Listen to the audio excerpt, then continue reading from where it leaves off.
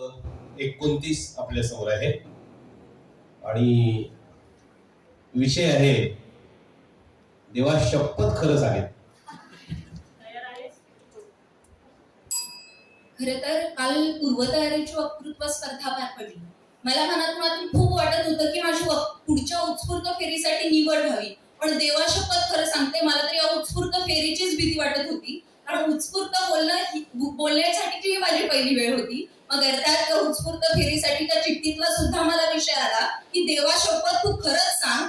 अर्थातच विषय मांडतीये. नमस्कार, मी कोड क्रमांक 29 विषय मांडतीये देवा शपथ खरं सांगेन. खरं तर देवा शपथ असं आपण का म्हणतो, इथं पहिला मला विचार करणं गरजेचं वाटतं. कारण सगळंच जग हे देवाभोवती असं मला वाटतं. आपण सर्वस्व कोणाला मानत असू तर ते देवाला मानतो. म्हणून तर आपण कोणतीही गोष्ट खरी आहे ही जर आपल्याला सांगायची असेल, पटवून द्यायची असेल ना, तर आपण म्हणतो की खरंच देवा शपथ सांगतो तुला मी असंच केलंय. मग म्हणून तर मला हे देवा शपथ खरं सांगतो म्हणून आपण हे देवा शपथ असं म्हणतो असं वाटतं. यानंतर खरं तर 11वी-12वीच्या काळात जेव्हा मी वक्तृत्व स्पर्धा सोडल्या होत्या किंवा मी वक्तृत्व स्पर्धेसाठी उभा राहत नव्हते, तेव्हा मला खरं तर एका वेळेला असं वाटायला लागलं की ही माझ्यातली जी वक्तृत्व कला आहे, माझ्यातला जो वक्तृत्व गुण आहे तो मी कुठेतरी विसरतीये का. खरं तर देवा शपथ खरं सांगते तेव्हा मला हे असंच वाटलं होतं. पण पुन्हा जेव्हा मी बोलायला लागले, पुन्हा जेव्हा मी वक्तृत्व सादर करायला लागले, तेव्हा मला खरंच वाटलं की नाही, आपण आता हे बोलू शकतो. मग देवा शपथ खरं सांगते मला पुन्हा एकदा माझ्यामध्ये आत्मविश्वास यायला लागला. मग जेव्हा मी कर्मवीर अण्णांकडे बघते ना, तेव्हा मला त्यांनी रयतेसाठी जे काही केलं, दीन दलित समाजाची पोरं जेव्हा शिकवली जात नव्हती, ती वंचित होती शिक्षणापासून, ती शिकायला लागली कर्मवीर अण्णांमुळं. मग खरं तर देवा शपथ खरं सांगते तेव्हा मी त्या अण्णांकडे बघते आणि मला एक प्रेरणा मिळून जाते. मग जेव्हा मी माझ्या आईकडे बघायला लागते ना, तेव्हा मला एक स्फूर्ती मिळायला लागते. कारण लहानपणापासून संस्कार आपल्यावरती तिनं केलेले असतात आणि खरंच तिनं आपल्याला त्या देवासमोर बसवून आपल्याकडून त्या देवाची पूजा करून घेतलेली असते आणि तिनं सांगितलेलं असतं की जे काय करायचे, चुकलीस तरी देवाला येऊन सांग, बरोबर असलीस तरी देवाला येऊन सांग. म्हणजे काय? आणि मला त्या चिठ्ठीतला विषय बघितल्यावर माझ्या आईचीच आठवण झाली की देवा शपथ खरं बोलायचंय तुला, म्हणूनच मी आज इथं खरं बोलते असं मला वाटतं. मग याच्याही पुढे जाऊन जर बोलायचं झालं तर कालचा विषय बोलून गेल्यानंतर मी विचार करत होते की उद्याच्या फेरीसाठीची तयारी काय करायची. मग तेव्हा मला सुजित दादाचा तो बोलला होता की मन की बात बोलला होता. देवा शपथ खरं सांगते तेव्हा मनात वाटून गेलं की सुजित दादा सारखं काही बोलायला आपल्याला जमणार नाही, पण आपण काहीतरी नक्कीच बोलू. आता विषय झाले, लालपरीचा विषय येऊन गेला, तुझ्यासाठी काही पण विषय येऊन गेला, देवाणघेवाणीचा विषय येऊन गेला, उशत्ताला होता येऊन गेला विषय, ताठाखालचा मांजर विषय येऊन गेला. हे प्रत्येक विषय येत होते. देवा शपथ खरं सांगते मला असंच वाटत होतं की मलाही हा विषय आला असता तर मीही चांगलं बोलले असते, मीही माझ्या उत्स्फूर्त वक्तृत्वाचे माझे शब्द तुमच्या समोर मांडले असते. खरं तर देवा शपथ खरं सांगते मला ही आता 5 मिनिटांची वेळ भरायची आहे म्हणून मी बोलतेय. देवा शपथ खरं सांगते मला तिथपर्यंतचा माझा प्रवास करायचे म्हणून मी बोलतेय. देवा शपथ खरं सांगते मला ही वक्तृत्व स्पर्धा जिंकायची आहे म्हणून मी बोलतेय. देवा शपथ खरं सांगते मला परीक्षकांचे मार्क मिळवायचे म्हणून मी बोलतेय. देवा शपथ खरं सांगते मला माझ्यातला आत्मविश्वास जागा करायचे म्हणून मी बोलतेय. देवा शपथ खरं सांगते मला माझ्यातलं वक्तृत्व गुण वाढवायचंय म्हणून मी बोलतेय. देवा शपथ खरं सांगते मला ही रयत मानाची स्पर्धा जिंकायची आहे म्हणून मी बोलतेय. देवा शपथ खरं सांगते मला माझ्या चिठ्ठीतला देवा शपथ खरं सांगते या विषयाला न्याय द्यायचा आहे म्हणून मी बोलतेय. देवा शपथ खरं सांगते तिथं पुढे माझी मैत्रीण बसलेली आहे, तिचा माझ्यावर विश्वास आहे की श्वेता तू 5 मिनिटं बोलणार म्हणून मी बोलतेय. देवा शपथ खरं सांगते 4 मिनिटं ओलांडण्यासाठी मी बोलत होते. देवा शपथ खरं सांगते मला हे 5 मिनिटं आता भरता येतील असा मला आत्मविश्वास येतोय. देवा शपथ खरं सांगते तुम्ही सगळे हसताय, टाळ्या देताय. देवा शपथ खरं सांगते मला खूप भारी वाटते. एवढं बोलते आणि जाताना व्यासपीठाची रजा घेताना फक्त इतकंच म्हणते, हे असे असले तरी हे असे असणार नाही, दिवस माझाही येतो आहे तो घरी बसणार नाही. मनपूर्वक धन्यवाद. 4 मिनिटे 30 सेकंद. 4:30.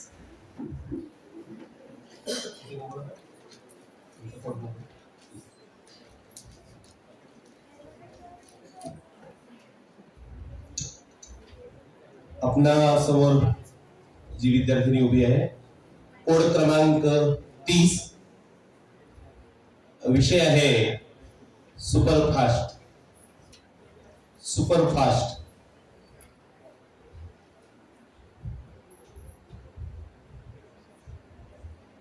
ठीक आहे, तुम्ही सुपरस्टार वाचलं, पण ते आहे सुपरफास्टच. नाही तसं नाही.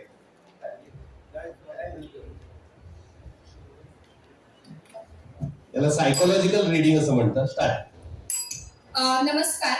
खरं तर ज्या वेळेस माणूस आजारी पडतो त्यावेळेस डॉक्टरांची आवश्यकता असते, पण ज्यावेळेस समाज आजारी पडायला लागतो ना त्यावेळेस समाजातून अनेक प्रश्न येतात, वेगवेगळ्या समस्या येतात. मग ज्यावेळेस आपला हा समाज अज्ञानाच्या अंधकारात हेचकत पडला होता आणि त्याच वेळेस समाजाला एक शिक्षणाचा मार्ग दाखवून त्या समाज व्यवस्थेवरती एका निष्णात डॉक्टर प्रमाणे शस्त्रक्रिया करून त्या समाजाला घडवण्याचं काम हे सुपरफास्टपणे केलं जातं ना. आणि त्याच वेळी मला या चिठ्ठीमध्ये विषय येतो की सुपरफास्ट म्हणजेच काय. नमस्कार, मी सांकेतिक कोड क्रमांक 30 व्यासपीठावर विषय मांडते, सुपरफास्ट. तर ज्यावेळेस सकाळी आम्ही उठलो आणि असं ठरलं की आपल्याला स्पर्धेच्या ठिकाणी जायचंय आणि असं समजलं की स्पर्धा ह्या 9 वाजता सुरू होणार आहे.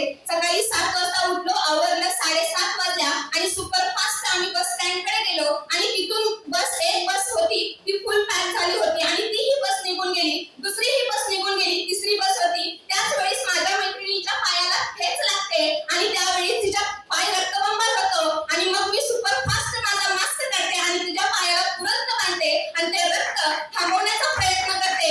त्यावेळेस मी त्या बसचाही विचार करत नाही, पण असं मनामध्ये येतं की मला सुपरफास्ट स्पर्धेच्या ठिकाणी जायचंय आणि मला माझा तिचा विषय मांडायचा आहे. पण कुठेतरी माझ्या मैत्रिणीच्या अंगातून वाहणारं रक्त दिसतं आणि तेव्हा माझ्यातली माणुसकी जागी होते. पण एक असं ना की नशिबाने दुसरी बस येऊन उभी राहते आणि त्याच वेळेस ती बस आम्हाला सापडते आणि त्या बसने आम्ही सुपरफास्ट तिथपर्यंत येतो आणि स्पर्धेच्या ठिकाणी बोलतो. म्हणजेच काय तर आयुष्यामध्ये आपल्याला अनेक वळणं भेटतात, अनेक प्रसंग भेटतात. मग त्या प्रसंगातून आपण काय शिकतो, काय घेतो आणि त्या यशाच्या शिखरापर्यंत जाण्यासाठी कितपत प्रयत्न करतो. मग स्लो गतीने जातो की सुपरफास्ट गतीने जातो हे आपल्यावरती होतं.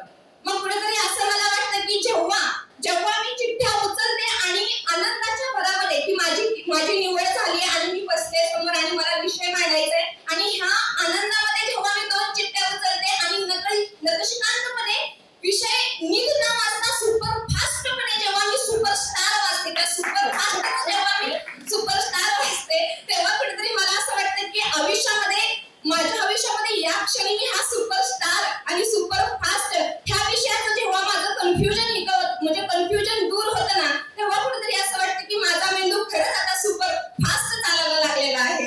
तर कुठेतरी मला असं वाटतं की आयुष्य जगताना फक्त म्हणजे त्या क्षणाचा तिथला विचार न करता आपल्याला आयुष्य हे स्लो गतीने, हळूवारपणे असू देत किंवा फास्ट गतीने असू देत, पण त्या शिखरापर्यंत जाण्यासाठी आपण आपला मार्ग निवडला पाहिजे. मग ते सुपरफास्ट असू देत किंवा हळूवारपणे असू देत, असं हे माझं मत आहे.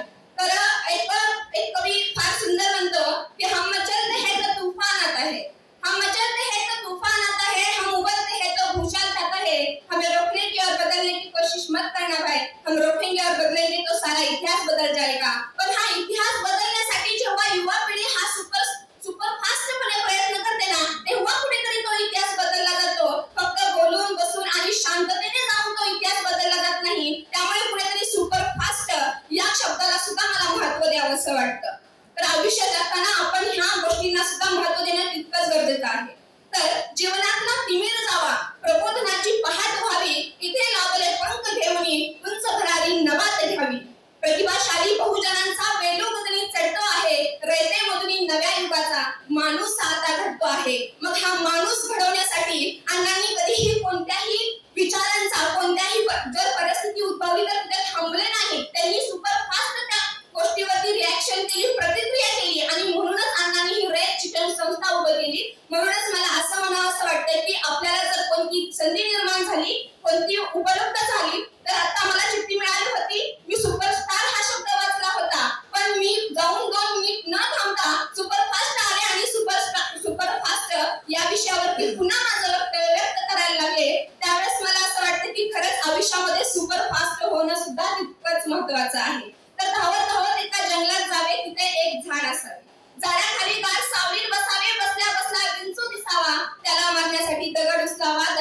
साप निघावा. त्याला भिवून दूर पळावे, पळता पळता वाघाचा आवाज ऐकू यावा. त्याच्यापासून दूर होण्यासाठी वेळीत शिरावे, वेळीत विहीर असावी, विहिरीत पडावे, विहिरीत पाणी पिताना मगर खाण्यासाठी धावत यावी. वर वेलीचा आधार मिळावा, काटेवरती कोल्हा दिसावा. त्याला पाहून वेल हाला वेलीवरचे मोळ उठावे व त्यातला मधुर साथेंब तोंडात पडावा. अशा कित्येक अडचणींना सामोरे गेल्यानंतर कुठेतरी एक थेंब तोंडात पडतो. अशा अनेक अडचणींना सामोरे जाऊन आपण ही सुपरफास्ट होऊया आणि आपलं ध्येय गाठूया. मनपूर्वक धन्यवाद. तात्पर्य काय पाच की मिनिटे प्रत्येकीच्या याच्यातून काय शिकायचं की प्रत्येकीच्या मनात सुपरस्टारच असतो पण वाट्याला सुपरफास्ट येतो. 5 मिनिटे 7 सेकंद. वेळ न घालवता मोबाईल राहिलेला आहे तो मोबाईल ज्यांचा आहे त्यांनी तो घ्यावा. मी क्रमांक सांगतो त्याप्रमाणे मागे येऊन बसायचं आहे. स्पर्धा क्रमांक 33, स्पर्धा क्रमांक 34. चला पटकन यायचं आहे. स्पर्धा क्रमांक 33, स्पर्धा क्रमांक 34, स्पर्धा क्रमांक 37,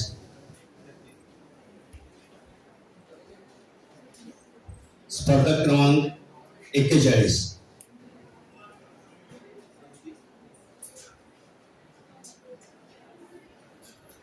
नंबर आहे. स्पर्धा क्रमांक 13,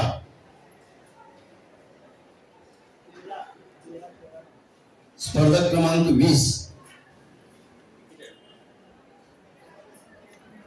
41 नंतर 13, त्यानंतर 20, त्यानंतर 35, स्पर्धा क्रमांक 20, स्पर्धा क्रमांक 35, स्पर्धा क्रमांक 42,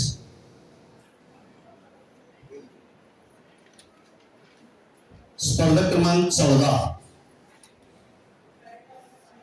आणि स्पर्धा क्रमांक 39.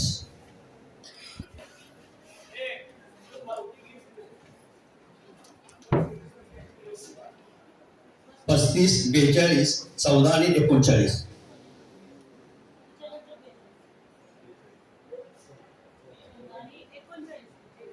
स्पर्धा क्रमांक 39 झाले. स्पर्धा क्रमांक 33 यायचं पुढे.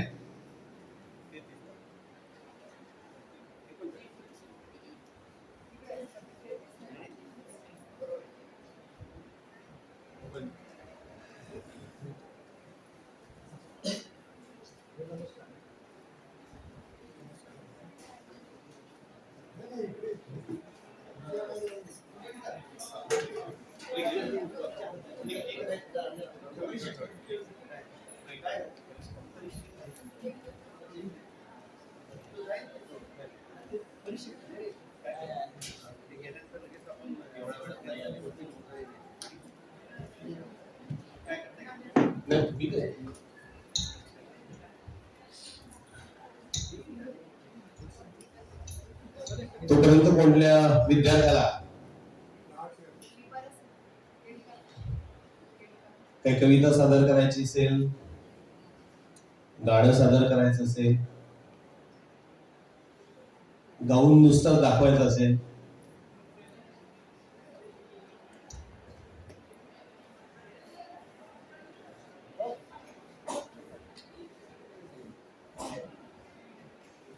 परीक्षेत नाहीच आहे त्याच्यामुळे काही प्रॉब्लेम नाही.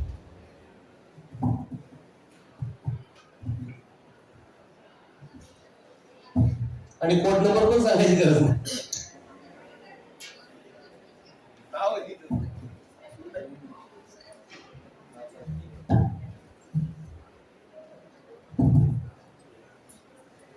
मी आपल्यासमोर एक विनोदी एकांकिका सादर करू इच्छिते. शांत, जर आवडली तर नक्कीच हसा. या बया, ओळखलं की नाही? नाही वय, माझं नाव सकुबाई सकाराम पाटलावे. माझं शिक्षण SSC BBA पास. माझी SSC pass but all subject नापास. एकदा आले किंवा पाहून बघायला त्यांनी मला विचारलं, पोरी तुझं नाव काय? तेव्हा मी त्यांना म्हटलं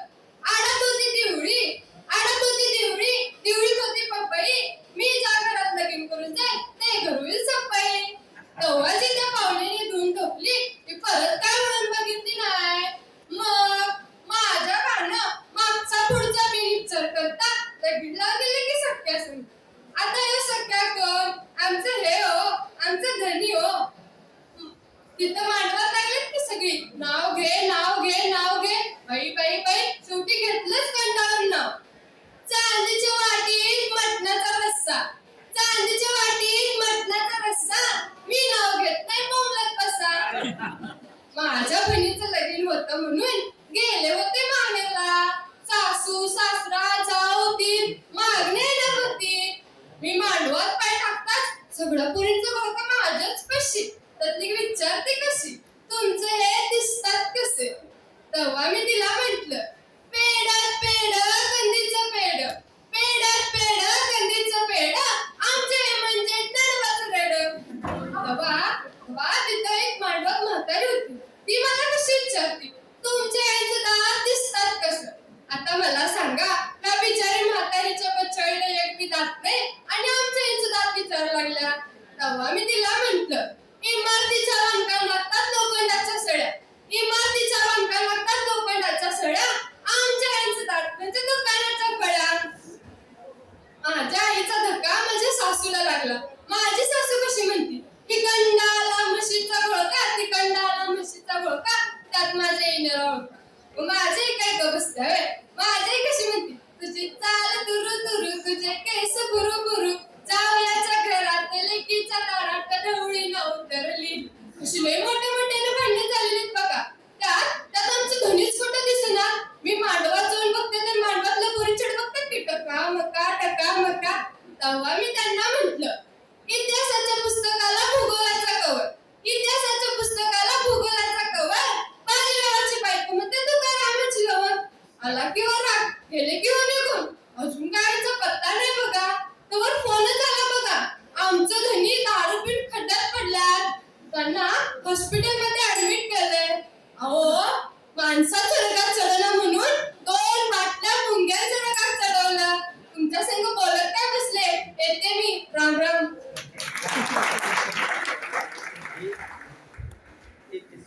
33 नंबर.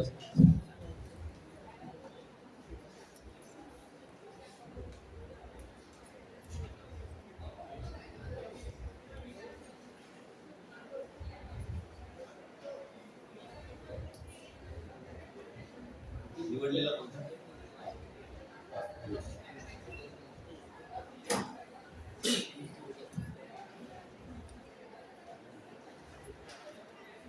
एकोणीसशे 87 ला सुरू झालेली ही राज्य पातळीवरची कर्मवीर भाऊराव पाटील वक्तृत्व स्पर्धा आज एका वेगळ्या वळणावर उभी आहे. या स्पर्धेचे जे स्पर्धक विजेते असतात तो आमचा मान आणि सन्मान असतो. या सभागृहामध्ये या स्पर्धेचे 2 विजेते उपस्थित आहेत. त्यांना मी या ठिकाणी बोलवतोय एक सन्मान म्हणून. 2019 सालचा विजेता प्रवीण शिंदे इंदापूर या ठिकाणी हजर आहे. गेले का? त्यानंतर 2020 साताऱ्याचा सुजित काळंगे. मी आमचे कार्यकारी संचालक शिंदे साहेबांनी विनंती करतो की त्याने या ठिकाणी त्याला पुष्पगुच्छ द्या. येत बाळा पुढे. सुजित काळंगे, जोरदार टाळ्या वाजवा. या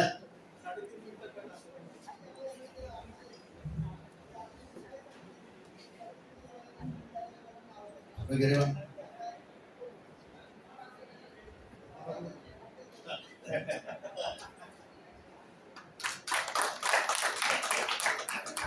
मनपूर्वक अभिनंदन. सध्या काय चाललंय तुझं?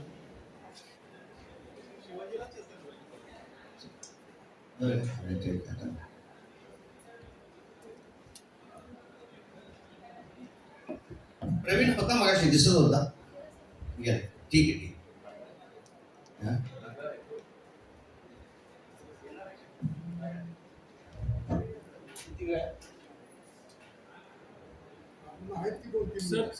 हा लागा चुनरीने त्या होऊ दे. टाळ्या वाजवा जोरात. सुरुवातीलाच केली होती.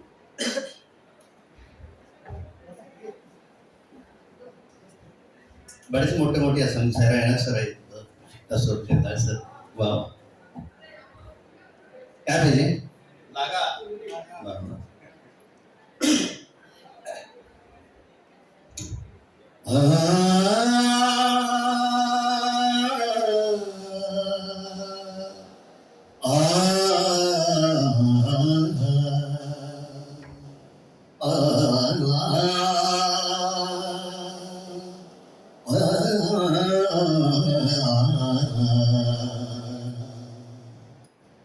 लगा चुनरी में दाग छुपाऊं कैसे लगा चुनरी में दाग चुनरी में दाग छुपाऊं कैसे घर जाऊं कैसे लगा चुनरी में दाग छुपाऊं कैसे लगा चुनरी में दाग हो गई मेरी मोरी चुनरिया कोरे बदन से कोरे चुनरिया हो गई मेरी मोरी चुनरिया कोरे बदन से कोरे चुनरिया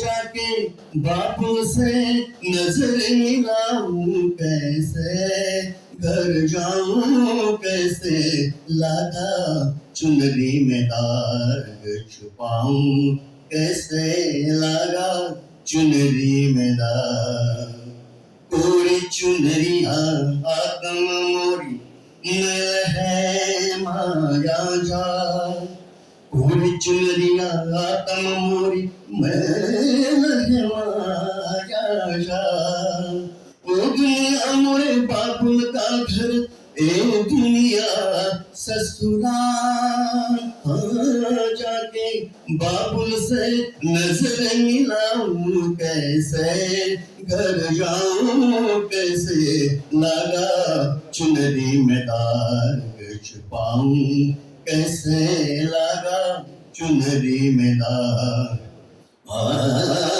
दिन का न दिखतान तान दे ना दिन का न दिखतान तुम तो दे ना दिन का न दिखतान तुम तो दे ना दिन का दे ताना दिखते तारे तारे दानी दिन का न दिखतान ताना ताना दिन का न दिखतान तान दे ना दिन का न दिखतान सप्त सुर नशीन काम बंसी बाजे रे सा नि सा नि दा रे ग प प म ग रे सा धारा किरता चरण धरण धरत पाग परत नय पण सांझळ झन के दुम तन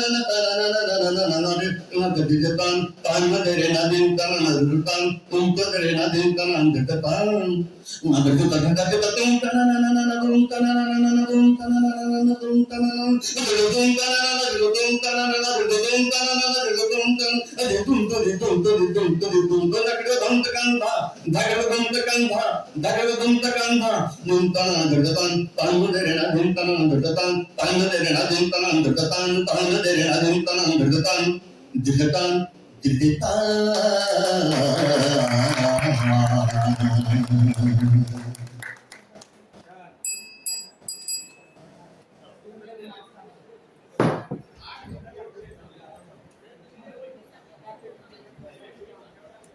चौतीस ना त्याचा 33 आहे तू थांब 2 मिनिटं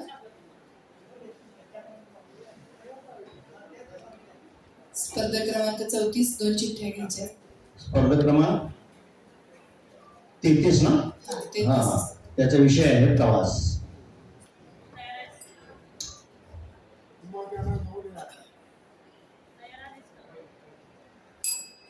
नमस्कार मित्रांनो घरातून निघाल्यापासून इथं येण्यापर्यंतचा इथं आल्यावर माझं नियोजितचं भाषण बोलून झाल्यानंतर आता उत्स्फूर्तला पोहोचण्यापर्यंतचा आणि आता उत्स्फूर्तचं बोलून झाल्यानंतर माझ्याही काहीतरी पात्रात या ट्रॉफीमध्ये एखादी तरी ट्रॉफी यावी आणि त्यासाठी केलेला मी हा प्रवास आहे आणि माझ्या चिठ्ठीतही प्रवासच विषय आल्यामुळे तोच प्रवास तुमच्यासमोर मांडण्यासाठी मी उभा आहे. आता सांकेतिक कोड क्रमांक 33 विषय मांडतोय प्रवास.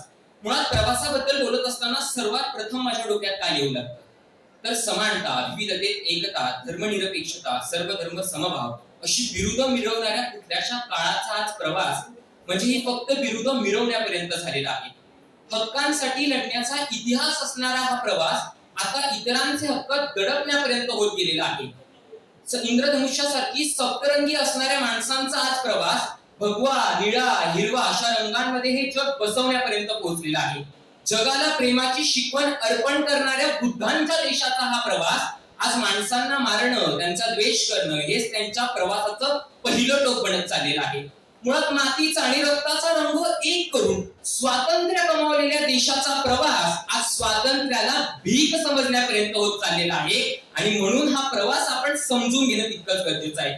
ज्या प्रवासाच्या पुढच्या बाजूने विचार करताना अजून छानसं सुंदरसं आठवायला लागतं ते म्हणजे असं की वैष्णवजन तोते कहिये म्हणणाऱ्या गांधींच्या भारताचा प्रवास आज कोणत्या दिशेने चाललाय हे देखील आपण बघितलं पाहिजे. सामाजिक न्यायाची अवघी परिभाषाच मांडणाऱ्या आणि संविधानाचे शिल्पकार असणाऱ्या डॉक्टर बाबासाहेब आंबेडकरांच्या देशात आज मनुस्मृतीला गौरवलं जात आहे आणि हा प्रवास इथपर्यंत आलेला आहे. इन्क्लाबाचा नारा देणाऱ्या भगतसिंहांचा प्रवास आज त्यांचीच पुस्तकं वाचली म्हणून या देशात देशद्रोही ठरवण्यापर्यंत झालेला आहे. सर्व धर्म समभावाचा बसा सांगणाऱ्या नेहरूंच्या देशाचा आज प्रवास आज कोणत्या दिशेपर्यंत जाऊन पोहोचलेला आहे हे तुम्ही आम्ही समजून घेणं अत्यंत गरजेचं आहे असं मला वाटायला लागतं. जेव्हा मी 21व्या शतकात पाऊल ठेवतो तेव्हा 21व्या शतकात आपण सगळे आधुनिकतेकडे जात आहोत, आपण तंत्रज्ञानाची लेकरं आहोत असं म्हटलं जात आहे. पण ज्यावेळी मी प्रवासाच्या दृष्टिकोनातून भारताचा विचार करायला लागतो ना त्यावेळी फार सरळ सुंदर असं आठवायला लागतं. या भारतात आज 21व्या शतकात make in India, digital India यांसारखी मूल्य रुजवली जातात आणि त्या मूल्यांचा प्रवास आज भारताला आधुनिकतेकडे नेण्यासाठी, जगाला महासत्ता बनवण्यासाठी होत आहे. पण त्या प्रवासामधला खड्डा जर आपल्याला बघायचा असेल ना तर तो खड्डा म्हणजे असं की महाराष्ट्रामध्ये हरिसाल नावाचं हे भारतातील पहिलं डिजिटल विलेज आहे. तुम्ही आजही इथल्या डिजिटल विलेज मध्ये जा, इथे तुमच्या मोबाईलला रेंज मिळणार नाही. म्हणजे 21व्या शतकाकडे महासत्तेकडे जाणारा आपला हा प्रवास आणि या प्रवासात आपल्या वाट्याला येणारे अशी खड्डे आहेत. आपल्याला हा प्रवास पार करता करता ही खड्डे देखील बुजवायचे असं मला वाटतं. या विषयाच्या अनुषंगाने मला हे देखील सांगावं असं वाटतं की 1920च्या काळामध्ये जगामध्ये दुसरं महायुद्ध घडून पाहत होतं. त्यावेळी डॉक्टर बाबासाहेब आंबेडकर त्यांच्या मुकनायकामधून वेळोवेळी सांगत होते या दुसऱ्या महायुद्धाचा परिणाम या भारतावर कसा होणार आहे, किंबहुना हिटलरच्या नाझीवादाचा परिणाम आपल्या भारताच्या अर्थव्यवस्थेवर कसा होणार आहे हे वेळोवेळी टिप्पणी करण्याचं काम डॉक्टर बाबासाहेब आंबेडकर 1920च्या काळात दुसऱ्या महायुद्धाच्या उंबरठ्यावर असलेल्या आपल्या देशाला सांगण्याचं काम करत होते. परंतु आता आपल्या माध्यमांचा प्रवास कुठपर्यंत जाऊन पोहोचलाय ते आपण समजून घेणं गरजेचं आहे. म्हणजे रशियाचा प्लॅन आमच्या हाती लागला आहे, रशियाची पुढची चाल काय असणार आहे, त्याचबरोबर नक्की 55 लाख होते, 55 कोटी होते, 5 लाख होते का 5 कोटी होते, कोणता मंत्री आतमध्ये गेलेला आहे, इथपर्यंत आपला प्रवास झालेला आहे. म्हणून मला वाटतं की आपल्या इथल्या माध्यमांचा प्रवास हा मुकनायकापासून ते भूकनायकापर्यंत झालेला आहे आणि हे आपण या प्रवासाच्या दृष्टिकोनातून समजून घेणं अत्यंत गरजेचं आहे असं माझं साधं सरळ मत आहे. त्याचबरोबर मी जेव्हा दुसऱ्या बाजूने विचार करायला लागतो त्यावेळी लक्षात येतो की आपण जेव्हा जन्माला आलो होतो तेव्हाही उघडेच होतो आणि जाणार आहे तेव्हाही आपण उघडेच जाणार आहे. आपल्याकडे कोणताच खिशा असणार नाही. त्यामुळे आपण आपल्या आयुष्याचा प्रवास जन्मापासून मृत्यूपर्यंत करत असताना नीट करावा. त्याचबरोबर आपण आपलं काय कर्तव्य आहे कर्तव्यांकडे लक्ष देऊन कुठेतरी हा प्रवास पूर्ण करावा. माझं वेळेवर प्रेम आहे. आता वेळेपेक्षा जास्त बोललो तर माझं आणि त्या ट्रॉफी मधलं अंतर सध्या खूप कमी आहे, पण तो जर मी जास्त बोलल्यामुळे माझा प्रवास कदाचित थांबू शकतो. त्यामुळे इथंच थांबणं उचित समजतो. आभार. 4:34 पुढील स्पर्धक कोड क्रमांक 37.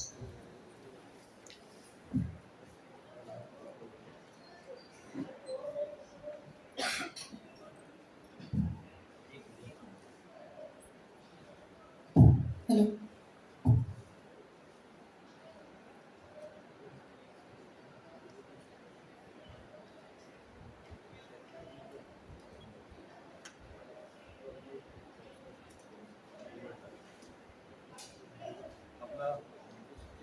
आपल्या समोर जी विद्यार्थिनी आहे तिचा कोड नंबर आहे 34 आणि तिला आलेला विषय आहे देव माणूस. देव माणूस नमस्कार मित्रांनो. यशाच्या अविरत शिखरावर चढण्यासाठी धडपडत असणाऱ्या समाज व्यवस्थेला दुसऱ्या बाजूने अगणित रूढी, प्रथा आणि परंपरांची कीड पोखरत असते. अशा वेळी अज्ञानरूपी डोहाच्या गर्तेत खोलवर गेलेल्या समाजातील ज्ञानरूपी अस्तित्वाला टिकवून ठेवण्यासाठी काही देव माणसं जन्माला येतात. ही माणसं काळाच्या ओघात अंधकारात गेलेल्या समाजाला पुन्हा एकदा उजेडाकडे घेऊन येण्याचं काम करतात आणि म्हणूनच ही माणसं समाजासाठी देव ठरतात. म्हणजे काही लोकांचा समाजामध्ये देवावरती विश्वास असेल किंवा नसेल, पण देवासारखं वागणाऱ्या माणसांना देव माणूस म्हणण्याचं काम आपला समाज करतो. म्हणूनच मी स्पर्धक कोड क्रमांक 34 विषय बोलते आहे देव माणूस. मित्रांनो, लेखिका सुधा मूर्ती यांना ज्यावेळी त्यांनी देवदासींचं जगणं समृद्ध केलं, तेव्हा देवदासींच्या एका कार्यक्रमामध्ये गेल्यानंतर देवदासींनी एक सुंदर भेटवस्तू दिली. ती भेटवस्तू अशी होती की 3000 देवदासींनी मिळून 3000 टाके घातलेली एक गोधडी त्यांना भेट दिली. त्यावेळी व्यासपीठावरून भाषण करत असताना देवदासींचं जगणं समृद्ध करणाऱ्या सुधा मूर्ती असं म्हणतात की हे ईश्वरा, मला पुन्हा पुनर्जन्म देऊ नकोस, पण मला याच जन्मामध्ये मृदू डोळे आणि कठीण हात दे, जेणेकरून मला पुन्हा एकदा याच जन्मात देव माणूस बनून दुःखितांचे अश्रू पुसता येतील. मला वाटतं ही देव माणसं का बरं देव माणसं होतात? कारण त्यांच्यामध्ये संवेदनशीलता असते आणि मुळातच फक्त संवेदनशील असून चालत नाही, तर सत्वांचं पायी व्हावं लागतं. तेव्हा कुठे जगण्याचं बसायला जन्माला येतं आणि या जगाच्या कल्याणाच्या भाषा बोलल्या जातात. मग जगाच्या कल्याणाच्या भाषा बोलणारीच माणसं देव माणसं का बरं होती? कारण ज्ञानोबांना जर विचारलं तर ते म्हणतात दुरितांचे तिमिर जाऊ. त्या काळच्या कर्मठ समाजानं त्यांना आणि त्यांच्या भावंडांना प्रचंड त्रास दिलेला असताना सुद्धा ही माणसं देव माणूस बनण्याचं काम करतात आणि एका ठराविक मुद्द्यावर गेल्यानंतर ही माणसं अवघ्या विश्वाच्या कल्याणाची भाषा बोलतात. म्हणजे ज्ञानोबाला एका ठराविक उंचीवर गेल्यानंतर त्यांना देशाच्या, गावाच्या, राज्याच्या अगदी सगळ्या सीमा दिसायच्या बंद होतात आणि तिथून सगळ्या जगाचं कल्याण करणारा हा देव माणूस म्हणतोय की हे विश्वाची माझे घर, ऐसीवती दयाची स्थिर, किंबहुना चराचर आपण जागला. मला वाटतं देव आहे की नाही मला माहिती नाही, पण माणसामध्ये देव शोधणारी आणि माणसांची सेवा करणारी अशी हजारो माणसं या जगामध्ये. म्हणजे रस्त्याने चालता चालता सहजच एका कुष्ठरोग्याच्या रूपामध्ये बाबा आमटेंना देव दिसला आणि या बाबा आमटेंनी कुष्ठरोग्याला उराशी कवटाळण्याचं काम केलं आणि त्यानंतर मग त्या कुष्ठरोग्यापासूनचा बाबा आमटेंचा प्रवास थेट आनंदवनापर्यंत झालेला बघायला मिळतो. याच कुष्ठरोग्यावरून आठवलं की ज्या संत नामदेव महाराजांनी कुत्र्याच्या पाठीमागं तुपाची वाटी नेली हे आपल्याला माहितीये, पण मी थोडंसं पुढचं सांगेन की हे संत नामदेव महाराज तुपाची वाटी घेऊन कुत्र्याच्या पाठीमागं जातात की नाही मला माहिती नाही, पण त्या काळामध्ये केशव कलंधर नावाच्या कुष्ठरोग्याला उराशी कवटाळणारे संत नामदेव महाराज मला माणसातले एक उत्तम दैवत वाटतात, जे माणसामध्ये देव बनून राहण्याचं काम करतात. मी ज्या व्यासपीठावरती उभी आहे ते SGM कॉलेजचं व्यासपीठ आहे. त्या सद्गुरू गाडगे महाराजांनी आतापर्यंत जेवढे कष्ट केले त्याच्या सगळ्याचे पडसाद आपल्याला दिसतात. म्हणजे गाडगे महाराजांनी दिवसभर साफसफाई करून किंवा दिवसभर सगळ्या रस्त्याची, गावाची सफाई करून संध्याकाळच्या वेळी देव माणूस बनून पुन्हा एकदा सगळ्या समाजाला कीर्तनाच्या माध्यमातून प्रबोधन करण्याचं काम केलं. म्हणजे पंढरीच्या तिरी हातामध्ये झाडू आणि खराटा घेऊन पांडुरंगाचं दर्शन केल्याऐवजी माणसातला देव शोधणारे संत गाडगे बाबा मला या समाजातला सगळ्यात मोठा देव माणूस वाटतात. कोरोनाच्या काळामध्ये एका आजोबांचा एक प्रसंग आपल्या सगळ्यांना माहितीये. ज्या आजोबांनी वयाच्या 85व्या वर्षी आपल्या खाटेवरती ते शेवटचे दिवस मोजत असताना एक 14-15 वर्षाचा युवक तिथे आलेला बघितला आणि त्याला व्हेंटिलेटरचा बेड शिल्लक नाही असं बघून या आजोबांनी स्वतःहून त्या ठिकाणी सांगितलं की माझं आयुष्य आता जगून झालंय, पण या 14-15 वर्षाच्या मुलाचं सगळं आयुष्य जगायचं बाकी आहे, म्हणून मी माझं आयुष्य संपवायला तयार आहे, पण माझा व्हेंटिलेटरचा बेड काढून त्याला द्या. मला वाटतं समाजामध्ये जी माणसं इतक्या तळमळीने दुसऱ्याचा विचार करतात ती माणसं अर्थातच देव माणूस बनण्याचं काम करतात. आणि तसंही काळजामध्ये तळमळ असावी लागते, जाणीव असावी लागते. तेव्हा कुठेही जाणीवेची ठिणगी काळजाच्या यज्ञकुंडात पडल्यानंतर पुन्हा एकदा समाजाच्या कल्याणाच्या भाषा बोलल्या जातात आणि या समाजाच्या कल्याणाच्या बोललेल्या भाषा नंतर पुढच्या कित्येक पिढ्यांसाठी समाजाला आशा बनून राहतात, समाजासाठी दिशादर्शक बनण्याचं काम करतात. बाबा आमटेंसारखी, सिंधुताईंसारखी हजारो माणसं या समाजामध्ये झाली ही ठीक आहे, पण ही हजारो माणसं या समाजामध्ये घडत असताना या सगळ्या माणसांनी समाजाला देव काय असतो ही देवाची संकल्पना स्पष्ट करण्याचं काम केलं. आणि म्हणूनच अशी हजारो देव माणसं आपल्या आयुष्यामध्ये जर असतील तर त्यांच्याच दाखवून दिलेल्या पाऊल वाटांवरती आपणही चालू शकतो. आणि अर्थातच देव आहे की नाही हे मानत बसण्यापेक्षा किंवा या दोन संकल्पनांमध्ये पडण्यापेक्षा माणसाने माणसाशी माणसासारखं वागून समाजामध्ये जर देव माणूस बनण्याचं काम केलं तर अर्थातच आजचा विषय सफल झाला असा त्याचा अर्थ होईल. म्हणूनच थांबता थांबता शेवटी एवढंच म्हणेन की धर्म, जाती, प्रांत, भाषा, द्वेष सारे संपू दे, एक निष्ठा, एक आशा, एक रंगी रंगू दे, अन पुन्हा पसरो मनावर शुद्धतेचे चांदणे, माणसाने माणसाशी माणसासम वागणे. धन्यवाद. 4:41. पुढील स्पर्धक कोड क्रमांक 37.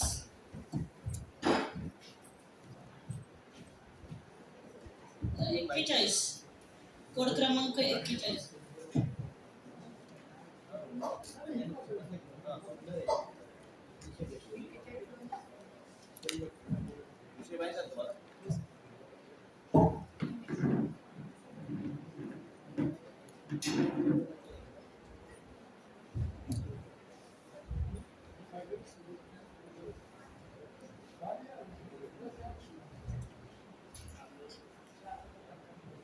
कोड क्रमांक 37 साठी आलेला विषय तुमच्या सगळ्यांच्या जिव्हाळ्याचा विषय आहे लग्नाचे वय 21. तयार आहेस का? म्हणजे मॅडमांनी आता विचारलं तयार आहेस का? लग्नाचं वय आणि एकंदरीतच मॅच्युरिटीचं वय 21 होऊन गेलेलं आहे, त्यामुळे मी सगळ्याच गोष्टींसाठी तयार आहे. खर तर आज उत्स्फूर्त वक्तृत्व स्पर्धेला जेव्हा सुरुवात झाली तेव्हा फक्त तुझ्यासाठी इथून सुरुवात झाली आणि फक्त तुझ्यासाठी म्हटल्यानंतर माझ्या अगदी 21 वर्ष सुद्धा पूर्ण झाले नव्हते अशा मित्राची मला कहाणी डोक्यासमोर आली.